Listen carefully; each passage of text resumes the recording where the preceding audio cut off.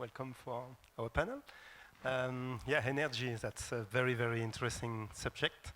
And as far as we can see here, okay, we have increasing interest in hybrid system. Yeah. And as the quality of the presentation that we saw today and that we will see tomorrow, and shows all the interests that we have. I remember maybe 2 years ago, when we began in this concept, we were one of the few companies interested in that things. Just also because PV, conventional PV plant, also grid connected, and so they have a specific market. And then there were tremendous interest coming from areas, weak connection, island, mining, all these different grid problem, interested to get solutions. And then at that time we were one of the first explaining what was our aim on that.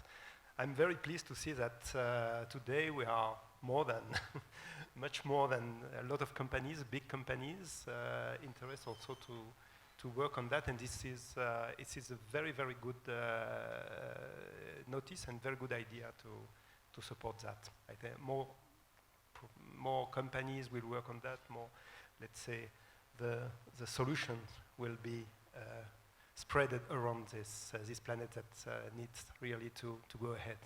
Okay, then this panel, we are trying to think about how to unlock really this market. We have all of our companies, they have all of our customers, they have ideas, a lot of ideas, a lot of plants, a lot of mines, a lot of people working on that subject. Okay, when we look at the complete worldwide market, we can just see that, wow, how it is hard to finalize a real project, which is not, okay, we need to now to go ahead and to go for the next step. Then I will be very pleased to hear our panelists today on that topic. We will try to talk about what the power profile of the mine, what's improvement in the grid stabilization that we get, how the low oil pricing impacts the strategy of the mining company, impact also the strategy of the that kind of project. For sure, any other factors that can be implementing or postponing that kind of project. For sure, technical innovation. That's what we try to do for the future.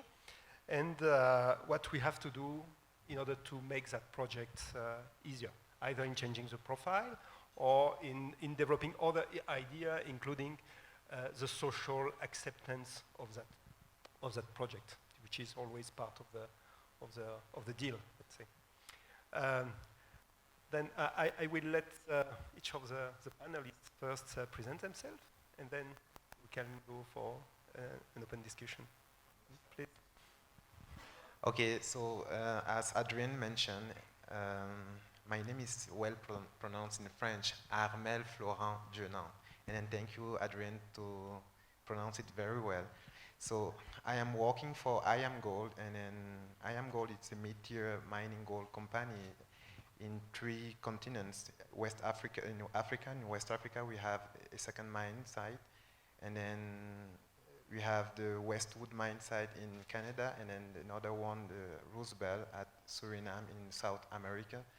And then we also have some joint ventures, and then some good prospect on process.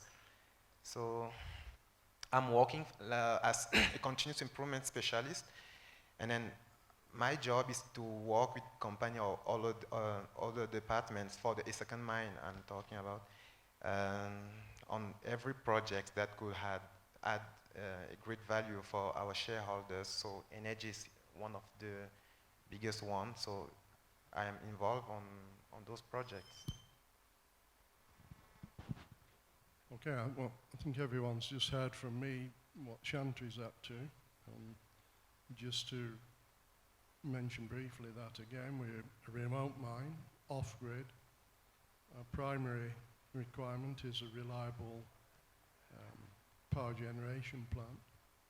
And once we've achieved that and we see what our variable cost of energy is, we can then consider whether some of these renewable sources can be economically viable. The bottom line is trying to make a profit in these difficult times, and obviously keeping our energy costs as low as possible is what occupies a lot of our time.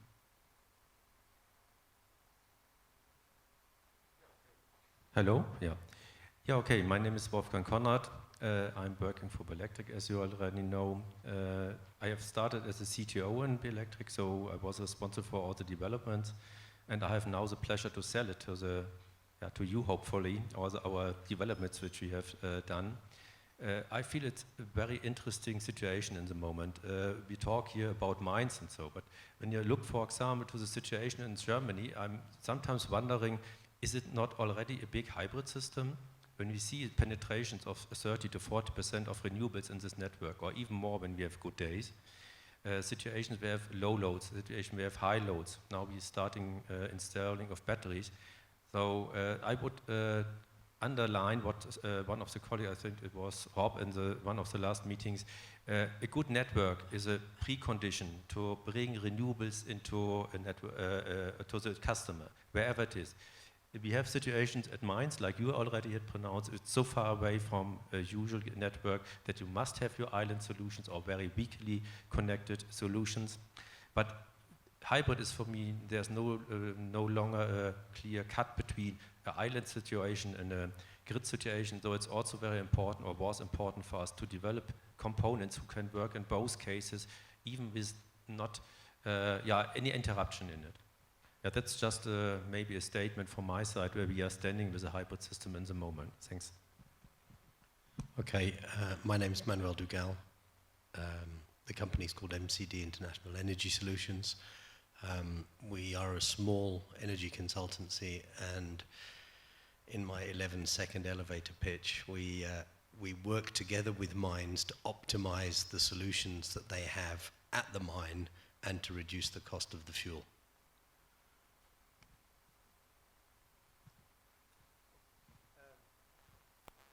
Yeah, just to present myself also. I'm Jean-Charles Brun, and I'm sales manager in Siemens and responsible for African market and for this hybrid solution. And I have quite a long experience in renewable, including in hydro, in another company. Okay, as far as we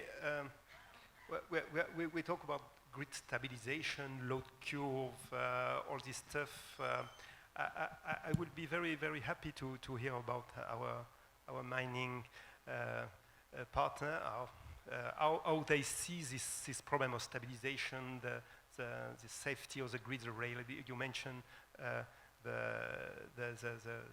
reliability of this system.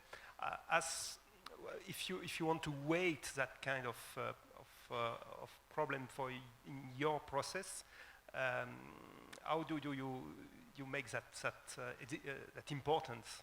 How this can be reflecting in your strategy? Okay, well, from our point of view, we have a TANESCO grid supply within 5 kilometers of our mine, and we're well aware that the voltage and frequency are unstable, with frequent outages, often of very short durations.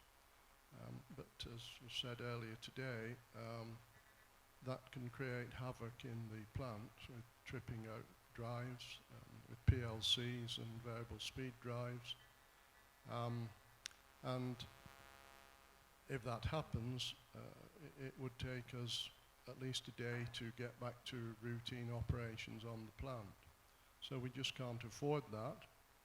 But we do believe that the stabilization technology that's been talked about in one form or another is available these days and reliable. And so we're certainly looking at that as the giving us the necessary support to enable us to utilize the grid supply, because that energy is much cheaper than the total energy costs from a generating plant. Having said that, of course, if we have sunk a large amount of capital into a generating plant, we have to repay that capital, and therefore it represents an energy cost to us.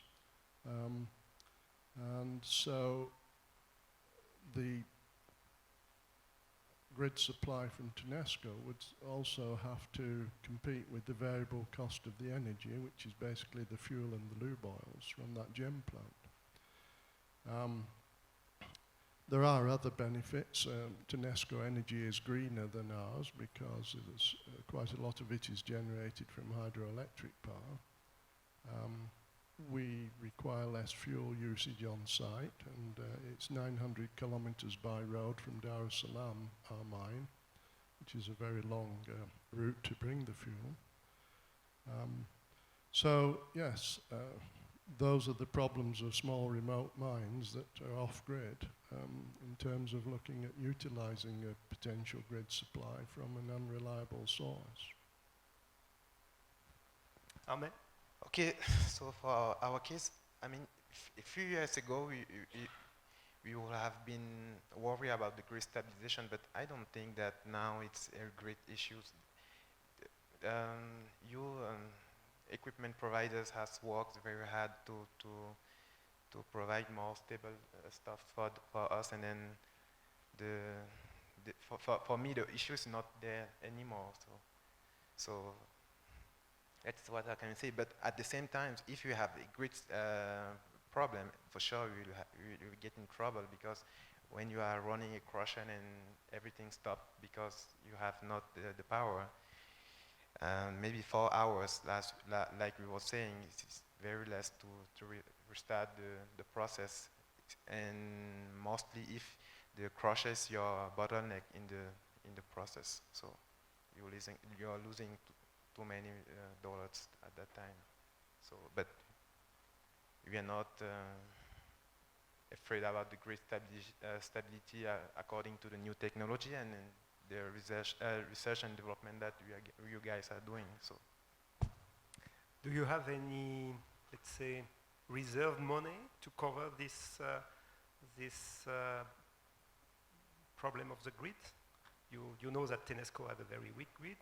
Okay, in Burkina Faso, okay, you have grid, but you may, if you are connected, you know that Sonabel may have also large voltage variation, then that has a strong implication on your drives, and then may leads to a stop of the production. Do you have any prevision or provision in your business plan to cover that risk? No, I mean, we don't have a budget for the eventuality of us not having power. We do our budget on the basis that the power will be available for 24/7 with at least 98% availability at a certain cost per kilowatt hour. If that supply fails, then it's a direct loss to the bottom line. Okay. And sorry, can I just say on that point, that's exactly why every time you go to a remote mine, the requirement is for a continuous supply. And, you know, coming back to our presentation earlier, you start with diesel because it's the path of least resistance. It gives you the belt and braces 100% with redundancy. And once you're there, to move from that to a renewable hybrid scenario, every time you go away from a diesel scenario, you're into a territory that says, now there's more risk for me not having power. Yeah. So if I go to a gas solution, for example, I need to have a quality of gas that is constant, I need to have a pressure of gas that is constant, and I need to have the gas. And there's just more risk that it won't work.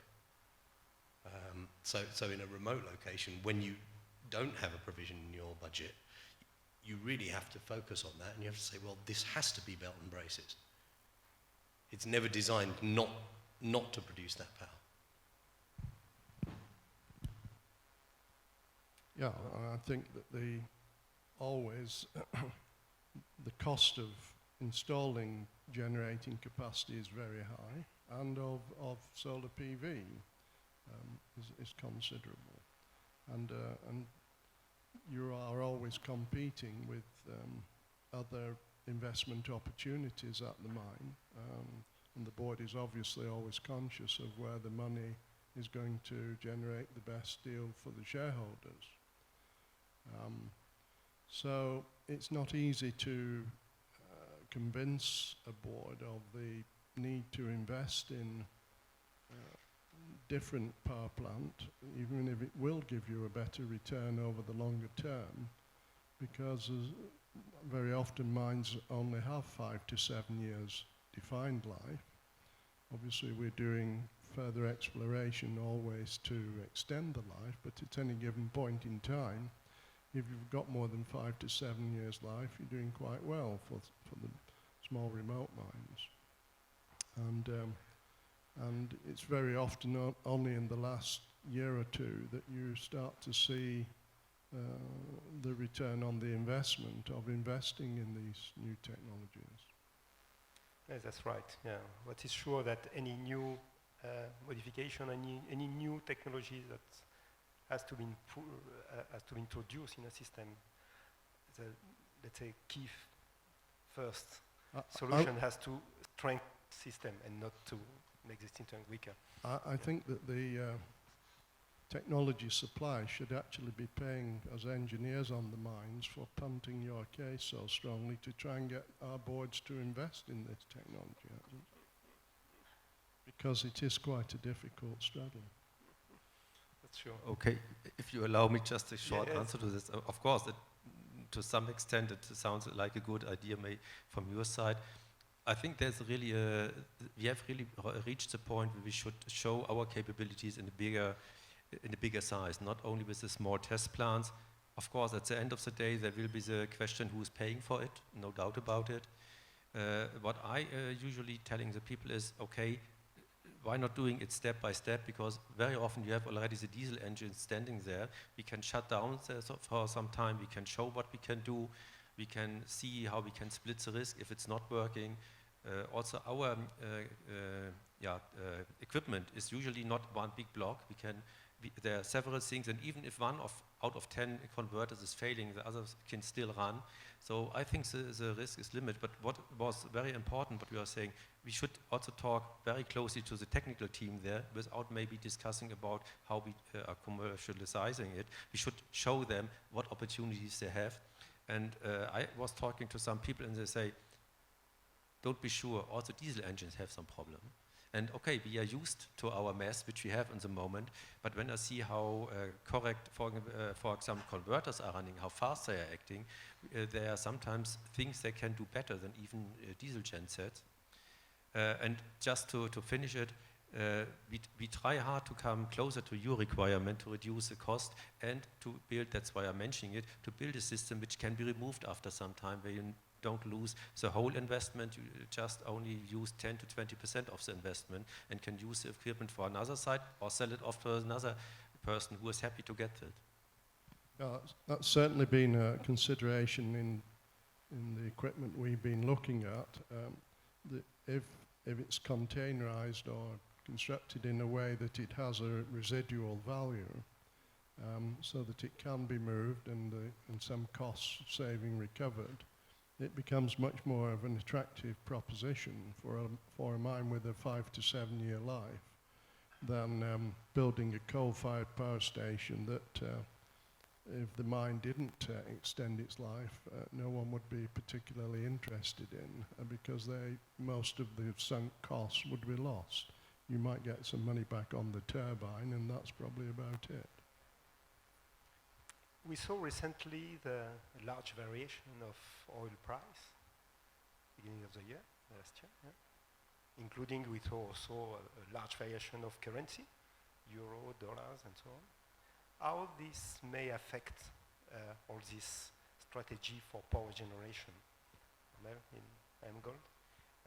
I think that for sure with the, I mean, if I'm talking about our case, in Burkina Faso, the fuel is provided by a kind of unique person, the government, and then it's sold to the fuel supplier, and then so the price of the oil didn't really greatly impact our cost. I mean the dollar per liters, and then for sure the foreign exchange has a great difference in terms of dollar per kilowatt hour. So we was able to renegotiate our cost per liters, but we are not seeing the real impact of the oil according to the depletion of the oil price in the international market. But at the same time,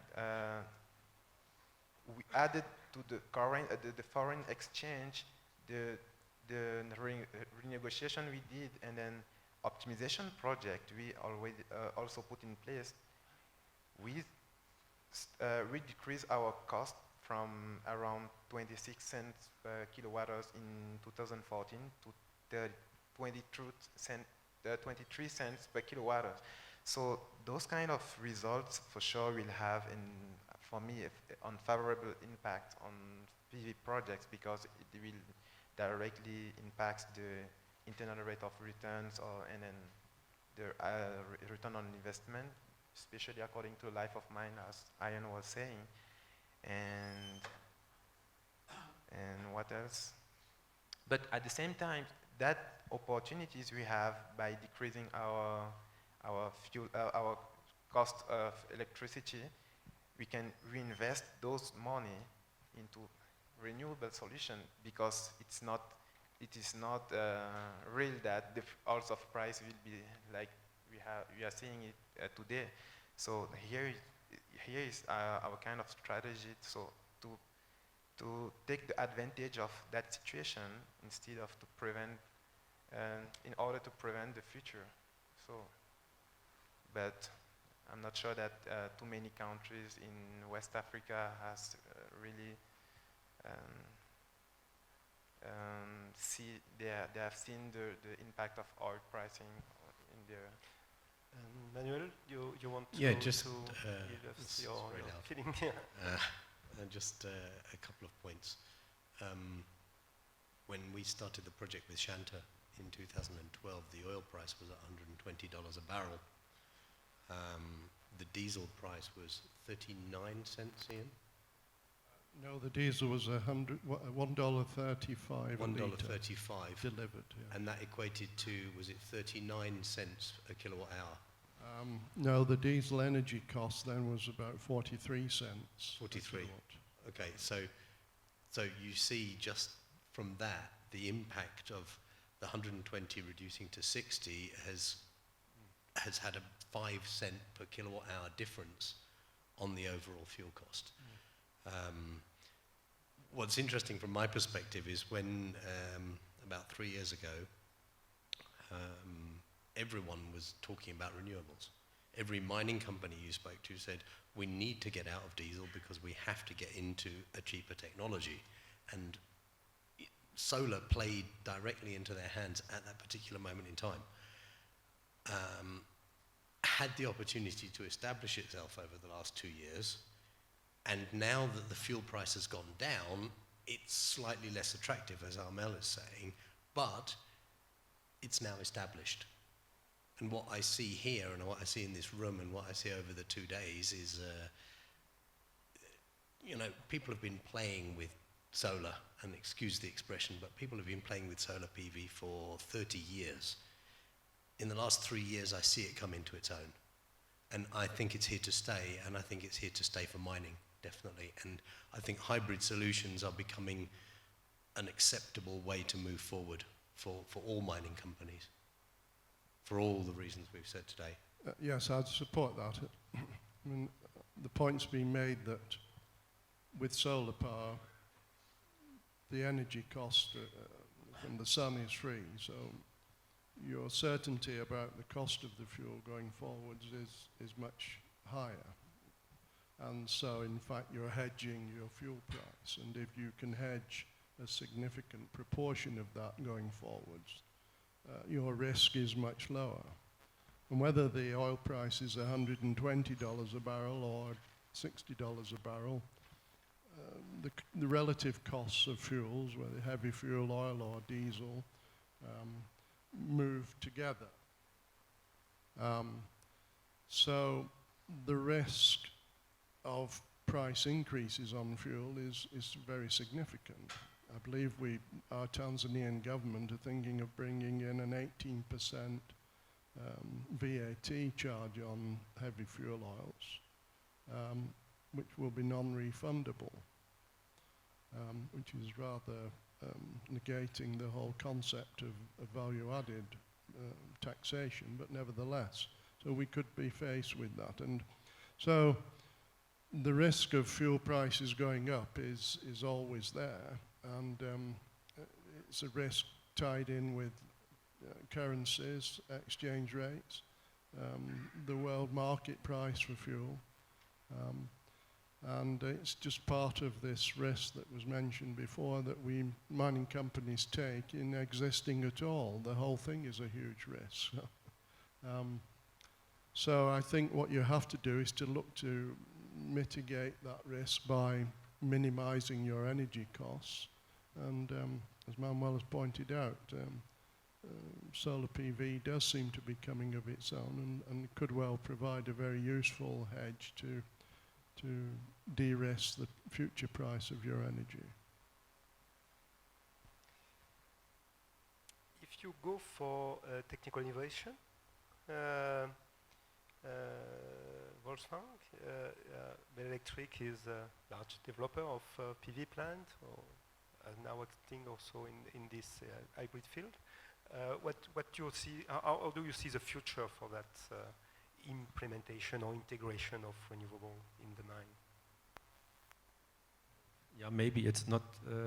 I think with the technology which was offered also from you and also from us today, I think a lot of big innovation steps were done, and even it was not seen because they are more or less hidden because we have not shown it to the wide market.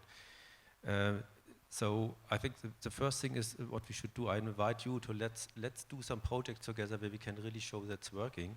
The next big innovation step I see, and I hope I can present you, maybe not on the next conference, that maybe in some of the next conferences, a solution where we can bridge the night where we have unfortunately no sun. And you can't imagine how much people are really working on it to store energy to a competitive price, even if it's just drained out of the sun during the daytime and then stored for the nighttime.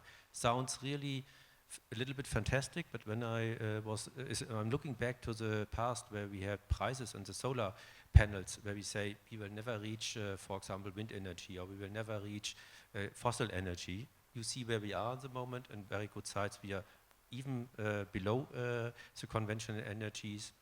I think the same will happen for the storage technologies, and I think there's the next big step to come. And if this happens, then I can just repeat my words, then we have a big hybrid all over the world, even in Germany. Yeah, Germany is already a good market for hybrid. Yeah, because the cost of energy for the individual is already very high. Then there are some cases that can work directly with small storage, only just for houses. But I also think that it's a supply and demand thing. You know, we had someone mentioned $3 a kilowatt for the price of panels for solar. You know, it's in a way it's a new product. You know, it's about supply and demand. When people start asking for more solar, they'll be producing it at a much lower rate. And okay, I mean, it's not quite the reality because there was an issue with the Chinese dumping panels in Africa at half the price of what they were selling them to Germany at, which is what drove the price of the panels down. In the meantime, the price of panels is a third of what it was even 2 years ago. So I think you've got that. You've also got the coming of age discussion, you know, and everyone talks about conventional thermal technology. It's an accepted term. We understand diesel, we understand HFO, we understand all these technologies. And the solar issue is that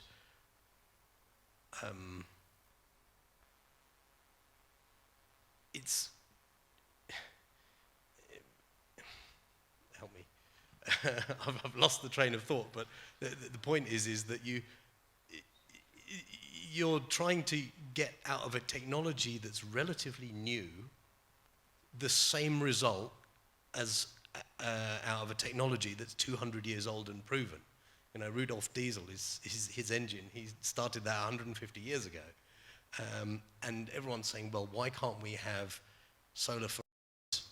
Well, we haven't got to the evolutionary stage of solar Ferraris yet. You know, we're still just past Ford Model Ts, and everyone's expecting the revolution, and we're not there yet. You know, so I think there are, and I think we've made great progress in the last 2 years. But I think there are more evolutionary steps to go, especially in solar, and especially in the new technologies that are coming, which Wolfgang, I'm sure, can tell us a little bit about, that will massively change the future of how these technologies are implemented in industrial scenarios. Let me just add, it's not only that the engineers are doing a lot of things to show what is possible, it's also, like you say, that the customers is demanding it. And that's why I say it's so important that we now come to some projects where really running, where we show the benefit, and further customers are coming and say, yes, we want to have it. And we can show that's reliable, and I'm quite sure, like you say, we have seen in solar, when we look even back to the past, solar was not decreasing the prices. They were every time saying, yes, it will go down, get up. Nothing happened. Then, not only because of the Chinese, but to some extent also of the Chinese, but also of the big demand, it decreases in a very short time. And I think, and that's why I say it about the batteries, in the future we'll see the same for the batteries. You see, when we look around, I think we have investigated 24 different types of batteries. That out of this, I think 8 or 9 different lithium-ion technologies. Nobody knows where the race is going now. Then we have these fluid batteries. But I'm quite sure that within the next 2 or 3 years, we see a technology where we no longer debate if it's good to store energy or not. Yeah, you're right. Let's say with the battery, we are quite opening the Pandora box, you know. Nobody knows what's inside, but we know that this will change the world.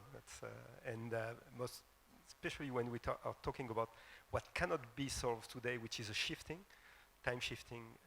And then, for example, we have in this grid always the same problem at the same hours, and in general, that's not when the sun is shining. It's during the evening at 8, 9 o'clock.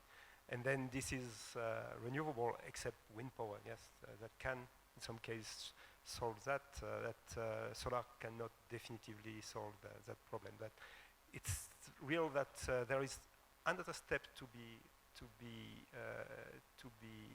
done, which will be effectively how we can implement a different way of using the battery and not just stabilizing and increasing the reliability of the grid, but also participating to even more efficient saving, which will be, let's say, covering the real problem which may are occurring in this very weak grid, even for grid-connected mine, which is it's a tremendous problem, yeah, because you build a business plan thinking that, okay, as you mentioned, you are not putting any overheads or risk management for grid instability, but at the end we have, and then the expectation of return on investment that you may have may slightly be different than the results and the expected. And then that's also in this changing world where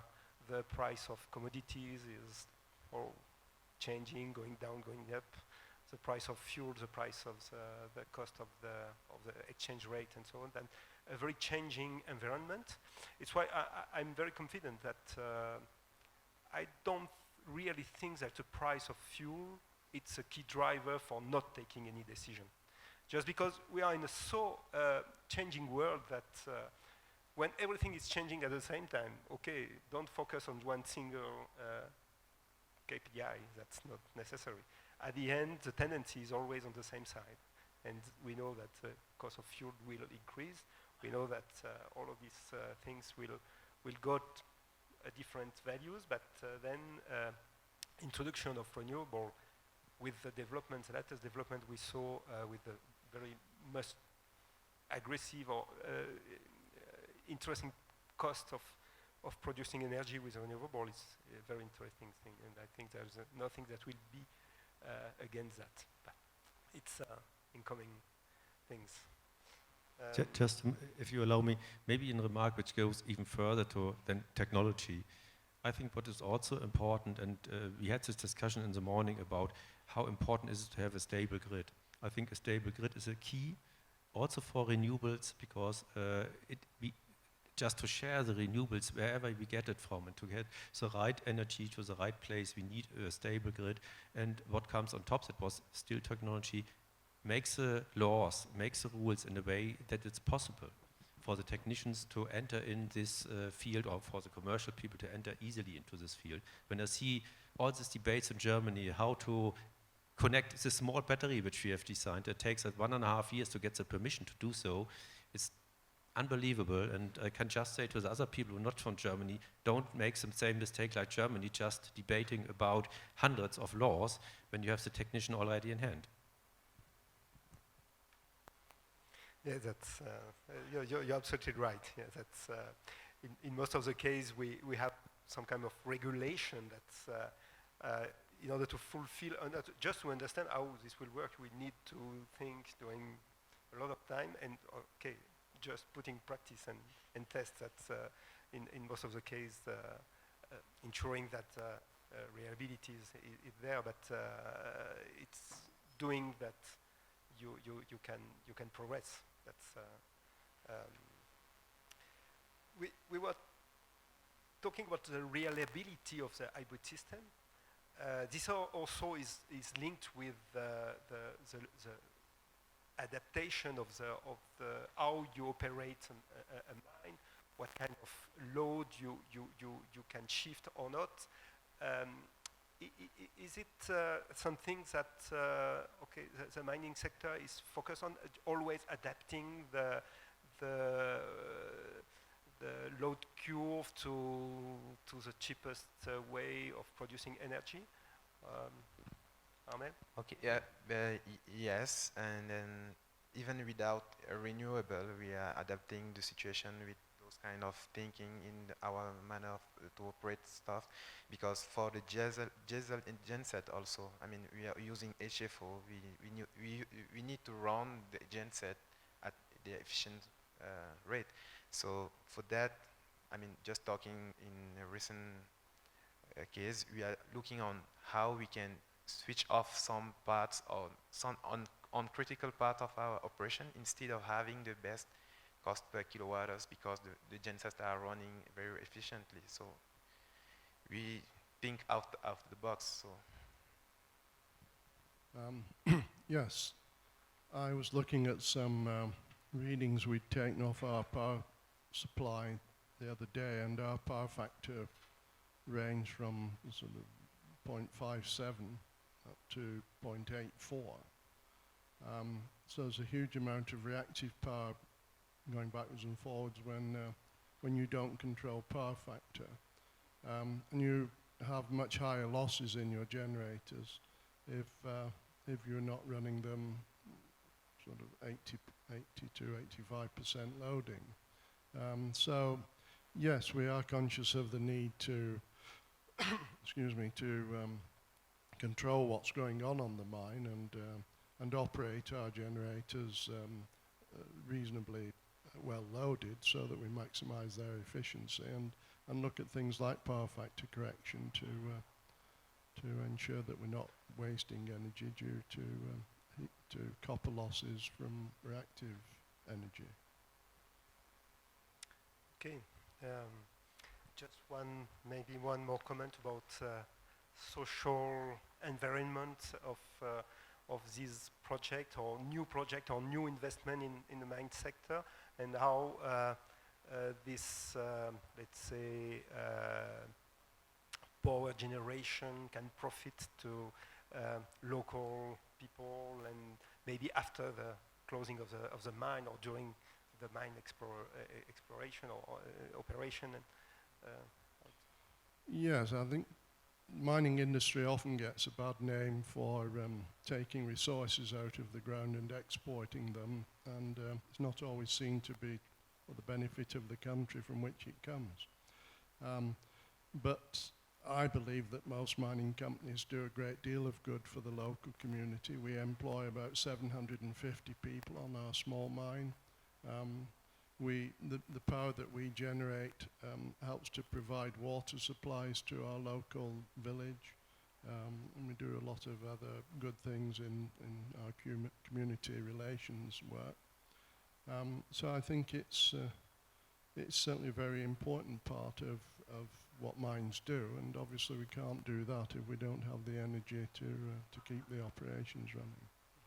And you think that maybe it's not the grid powering the mine, but the mine powering the people around the mine? Yeah, so from my environment, although the emphasis has been placed here on the importance of the grid in South Africa as a national asset, from the other side of the coin, I think that being in control of your own destiny with your island power plant, and to hell with the grid, if you can afford to operate in that way, does have a distinct advantage.